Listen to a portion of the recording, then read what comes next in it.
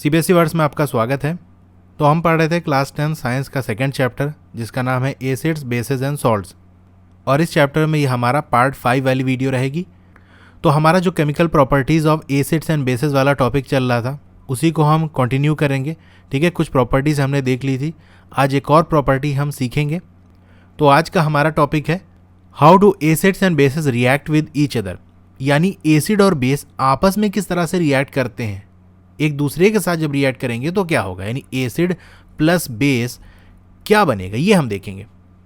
तो इसके लिए भी हमें एक्टिविटी परफॉर्म करनी पड़ेगी। एक्टिविटी 2.6, इसमें हमें क्या करना है, 2 ml डाइल्यूट NaOH सोल्यूशन ले लो। ठीक है, सोडियम हाइड्रोक्साइड 2 ml ले लो टेस्ट ट्यूब में, और क्या करना है, आपको ऐड करना है 2 ड्रॉप्स ऑफ फेनोफ्थलीन सोल्यूशन। ठीक है, फेनोफ्थलीन सोल्यूशन की 2 बूंद इसी जो 2 ml आपने डाइल्यूट NaOH सोल्यूशन लिया था उसमें डाल दो। अब आपसे पूछ रहा है what is the colour of solution, solution का कलर क्या होगा। तो सोल्यूशन का कलर आपका क्या हो जाएगा, पिंक। जैसा कि हम पहले पढ़ चुके हैं, मैंने आपको दिखाया भी है कि जो आपका फेनोफ्थलीन है ये बेस के कांटेक्ट में आने पर इसका कलर क्या हो जाता है, पिंक हो जाता है। ठीक है, तो सोडियम हाइड्रोक्साइड क्या है, हमारा बेस है। वैसे तो फेनोफ्थलीन आपका कलरलेस होता है, लेकिन बेस से रिएक्ट करेगा तो ये पिंक हो जाएगा। तो वही चीज़ हमको ऑब्जर्व होगी कि यहाँ पर जो कलर होगा सोल्यूशन का वो पिंक हो जाएगा। ठीक है, आगे आपको क्या करना है, ऐड करना है डाइल्यूट HCl सोल्यूशन। ठीक है, HCl का सोल्यूशन आपको डालना है। HCl क्या है, आपका एसिड, यानी एसिड डालना है। यही जो ऊपर सोल्यूशन हमारा बना था, ड्रॉप बाय ड्रॉप, यानी इकट्ठा ऐसा नहीं डाल देना है, एक एक बूंद करके डालना है, धीरे धीरे डालते जाओ। क्या कोई कलर चेंज आपको ऑब्जर्व होगा इस जो रिएक्शन मिक्सचर का। तो जो सोल्यूशन हमारा पिंक हो गया था, जब एक एक बूंद करके हमने एसिड डाला तो एक टाइम आएगा कि वो जो सोल्यूशन होगा वो क्या होगा, इस बार कलरलेस हो जाएगा। ठीक है, तो आपसे पूछ रहा है why did the colour of phenolphthalein change after the addition of acid. तो एसिड डालने पे कलर चेंज क्यों हो गया। तो भैया कलर ऐसे चेंज हो गया कि ये हमारा क्या था, बेस हमने लिया था, उसमें हमने फेनोफ्थलीन ऐड किया तो ये इसका कलर क्या कर देता है, पिंक कर देता है। अब इसी जो हमारा बेस ऑफ फेनोफ्थलीन में हमने एसिड ऐड कर दिया तो ये जो बेस था और ये एसिड आपस में रिएक्ट करेंगे और एक दूसरे के इफेक्ट को न्यूट्रलाइज कर देंगे। तो इस तरह से जब एसिड हमने डाल दिया तो ये सोल्यूशन ना ही अब एसिड रह पाया है ना ही बेस रह पाया है, तो फिर से जो फेनोफ्थलीन का ओरिजिनल कलर था क्या था, वो कलरलेस, तो वही हो जाएगा। तो इसीलिए कलर का चेंज हमें देखने को मिला है कि एसिड ने बेस के इफेक्ट को खत्म कर दिया। अब क्या करना है, now add a few drop of NaOH। तो अब फिर से आपको NaOH को ऐड करना है। ये जो मिक्सचर बना, यानी मिक्सचर देखो हमारा क्या बना था, हमने बेस लिया था, उसमें फेनोफ्थलीन ऐड किया, उसमें फिर से एसिड ऐड कर दिया, अब फिर से एक बार बेस जो कि हमारा सोडियम हाइड्रोक्साइड है उसे हम ऐड करेंगे। तो हमसे ये पूछ रहा है does the pink colour of phenolphthalein reappear. तो जो पिंक कलर था फेनोफ्थलीन का क्या वो फिर से वापस आ गया। तो भैया बिल्कुल वापस आ जाएगा। क्यों आ जाएगा, क्योंकि ये जो बेस था और ये एसिड था, इन दोनों ने एक दूसरे के इफेक्ट को तो खत्म कर दिया। तो इस तरह से ये दोनों तो बिल्कुल ऐसे समझ लो कि जैसे प्रेजेंट ही नहीं है। ठीक है, फेनोफ्थलीन कहाँ उड़ गया, ये फेनोफ्थलीन रहेगा। ठीक है, तो एक एसिड और एक बेस वाला तो खत्म हो गया, लेकिन अब जो बचा हमारे पास फेनोफ्थलीन के साथ बेस, यानी बेस है, तो ये हमारा कलर फिर से क्या हो जाएगा, पिंक हो जाएगा। Why do you think this happen, ये क्या हुआ, इतना झंझट जो कहानी हुई, ये क्यों हुआ, कैसे हुआ, वो हम देखेंगे अब इसके एक्सप्लेनेशन में। वैसे साथ में मैंने एक्सप्लेन कर दिया है, तो चलिए आगे देखते हैं इसमें। तो ये जो ऊपर एक्टिविटी थी इसमें हमने ये चीज़ ऑब्जर्व किया कि जो इफेक्ट था बेस का वो नलिफाई हो गया एसिड के द्वारा, यानी एसिड ने बेस के इफेक्ट को खत्म कर दिया, एंड वाइस वर्सा, यानी जो बेस था उसने एसिड के इफेक्ट खत्म कर दिया। तो जो रिएक्शन वो ऊपर हुई उसको हम इस तरह से लिख सकते हैं कि जो हमारा सोडियम हाइड्रोक्साइड यानी NaOH था वो एसिड के साथ जब रिएक्ट करेगा तो हमारा NaCl बनाएगा, यानी सॉल्ट बनाएगा और वाटर बनाएगा। ठीक है, तो बेसिकली यहाँ पर क्या हुआ, जो हमारा बेस था वो एसिड के साथ रिएक्ट कर गया। तो ये जो रिएक्शन थी एसिड और बेस के बीच में, और रिएक्शन होने से क्या हुआ, सॉल्ट बन गई और वाटर बन गया। तो ये जो रिएक्शन होगी इसे हम न्यूट्रलाइजेशन रिएक्शन कहेंगे। भाई नाम से ही समझ सकते हो, किसी चीज़ को न्यूट्रल कर देना। अब वो ना एसिड रह गया है ना बेस रह गया है। ठीक है, एसिड ने बेस को खत्म कर दिया, बेस ने एसिड को खत्म कर दिया। तो ऐसी जो रिएक्शन एसिड और बेस के बीच में होती है वो हमारी न्यूट्रलाइजेशन रिएक्शन होती है। तो जनरली हम इस न्यूट्रलाइजेशन रिएक्शन को किस तरह से लिख सकते हैं कि बेस प्लस एसिड क्या बनाएगा, सॉल्ट और वाटर। तो बस इतना ही था, ये चीज़ आप याद रखना, बेस और एसिड क्या बनाएंगे, सॉल्ट और वाटर। अब कोई सा भी दुनिया का बेस ले लो, कोई सा भी एसिड ले लो, सॉल्ट और वाटर ही हमारा बनेगा। अब चलिए लगे हाथ हम एक और प्रॉपर्टी सीख लेते हैं। इसमें हम देखेंगे reaction of metallic oxides with acids. तो इसे भी हमें समझने के लिए एक्टिविटी परफॉर्म करनी पड़ेगी। एक्टिविटी 2.7, इसमें हमें क्या करना है, थोड़ा सा आपको कॉपर ऑक्साइड लेना है। कॉपर ऑक्साइड क्या है, आपका मेटेलिक ऑक्साइड है, यानी कॉपर आपका जो है मेटल है और ये हमारा ऑक्साइड है, तो क्या हो गया मेटल ऑक्साइड, या आप कह सकते हो मेटेलिक ऑक्साइड। ठीक है, तो कॉपर ऑक्साइड हमारा मेटेलिक ऑक्साइड है। तो कॉपर ऑक्साइड को थोड़ा सा लेना है बीकर के अंदर और इसमें जो आपका डाइल्यूट हाइड्रोक्लोरिक एसिड यानी HCl है उसको धीरे धीरे चलाते हुए ऐड करना है। ठीक है, ऐसा नहीं दो झम्मा से डाल दिए, उसमें थोड़ा थोड़ा करके डालते जाओ और चलाते जाओ ताकि अच्छे से वो मिक्स होता रहे। ठीक है, अब जो सोल्यूशन का कलर है उसे आपको नोट करना है। What has happened to the copper oxide, तो कॉपर ऑक्साइड के साथ क्या हुआ, तो उसके साथ हो गया है भैया खेल। तो चलिए क्या हुआ है देखते हैं हम। आप ये नोटिस करोगे कि जो कलर था सोल्यूशन का वो क्या हो जाएगा, becomes blue green and copper oxide dissolve. तो ये मोस्ट इंपॉर्टेंट चीज है, डायरेक्ट क्वेश्चन यहां से बनेगा कि कलर क्या हो जाएगा जब हम कॉपर ऑक्साइड में डाइल्यूट हाइड्रोक्लोरिक एसिड ऐड करेंगे, तो उसका कलर हो जाएगा ब्लू ग्रीन। और जो आपका कॉपर ऑक्साइड है वो डिजॉल्व हो जाएगा। डिजॉल्व का मतलब ये है कि वो एसिड के अंदर बिल्कुल गायब सा हो जाएगा, कॉपर ऑक्साइड आपको नहीं दिखेगा, फिर इसे ही हम कहते हैं डिजॉल्व। बाकी अगर वो प्रेसिपिटेट बनता तो कॉपर ऑक्साइड आपको अलग दिखता और एसिड आपको अलग दिखता। कोई चीज़ डिजॉल्व हो जाती है तो जिस चीज़ में डिजॉल्व होती है उसमें एक तरह से हम कहते हैं वो खो गई, गायब हो गई। तो कॉपर ऑक्साइड आपको डिजॉल्व हो जाएगा, ये एक इंपॉर्टेंट चीज़ है। अब जो ब्लू ग्रीन कलर हुआ उस सोल्यूशन का वो किसकी वजह से था, तो वहाँ जो कलर हुआ था वो इस वजह से था क्योंकि आपका जो कॉपर सेकेंड क्लोराइड था वो फॉर्म हो गया। अब ये कॉपर सेकेंड क्लोराइड क्या है, ये क्या है सेकेंड, वैसे आपने पढ़ा ही होगा क्लास 9 में, लेकिन मैं बता देता हूँ।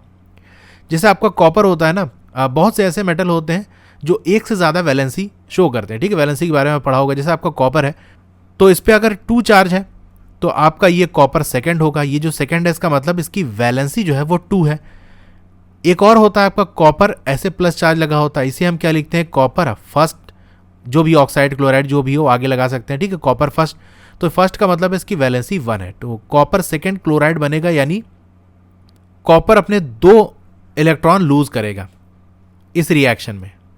इतना डिटेल में नहीं जाना, बस ये वर्ड था, इसको मैंने एक्सप्लेन कर दिया ताकि आपको याद समझने में आसानी रहे। ठीक है, तो जनरल रिएक्शन जो मेटल ऑक्साइड की एसिड के साथ है उसे हम ऐसे लिख सकते हैं कि जो मेटल ऑक्साइड है वो जब एसिड के साथ रिएक्ट करेगा तो सॉल्ट और वाटर बनाएगा।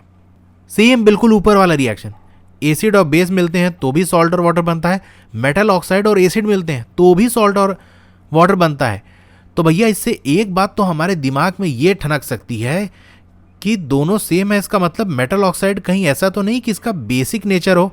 तो बिल्कुल सही पकड़े, तो मेटल ऑक्साइड्स होते हैं वो बेसिक नेचर के होते हैं, इसीलिए जो बेस होते हैं वो एसिड के साथ रिएक्ट करके सॉल्ट और वाटर बनाते हैं, जैसे कि हमने न्यूट्रलाइजेशन वाली रिएक्शन में देखा था। अब ये रिएक्शन भी हम देख लेते हैं क्योंकि एक एक चीज़ एनसीईआरटी की इंपॉर्टेंट है कि हमने क्या लिया था, कॉपर ऑक्साइड। ठीक है, यानी CuO लिया था, उसमें हमने HCl के साथ रिएक्ट कराया तो हमने प्लस लगा दिया। क्या बनेगा प्रोडक्ट, सॉल्ट बनेगी। क्या सॉल्ट बनेगी, CuCl2 बनेगी और वाटर यानी H2O बनेगा।